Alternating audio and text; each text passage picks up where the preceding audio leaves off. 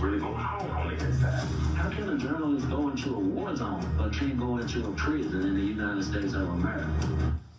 It's an HBO documentary which explores Alabama's prison system through the eyes of those who are incarcerated using contraband cell phones.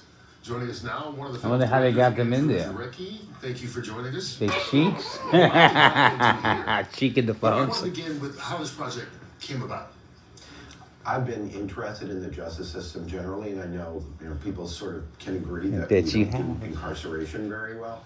But I didn't really have any access to the Alabama system because it's a very secretive system, and for good reason. They don't want people to know what's going on in there because it's much more disturbing than most people would think.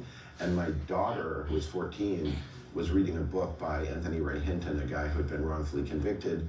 And she said, I know you're interested in this. This is kind of an amazing book. Let's read it.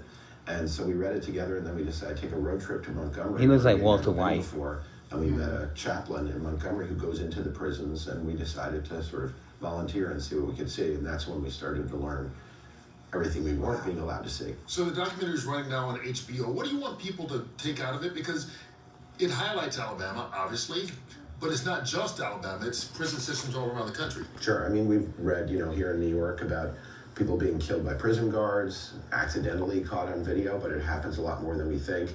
And I think when you have these systems that are totally secretive, it's very dangerous for society because you're able to disappear people, really. And, under the heading of sort of safety and security, we say, well, journalists shouldn't be able to go into a prison. But then what that means is that we don't get to see what's happening in these institutions that are costing us $80 billion a year.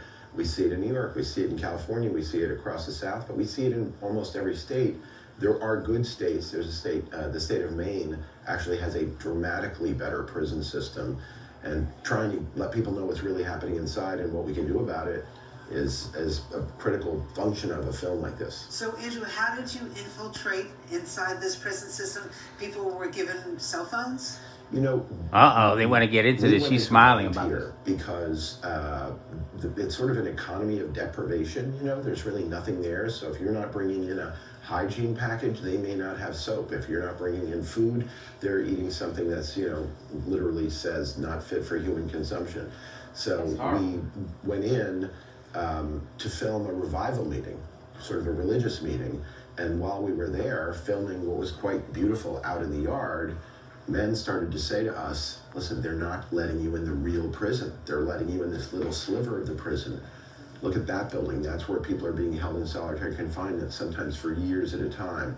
That's a building where somebody just got murdered by a guard.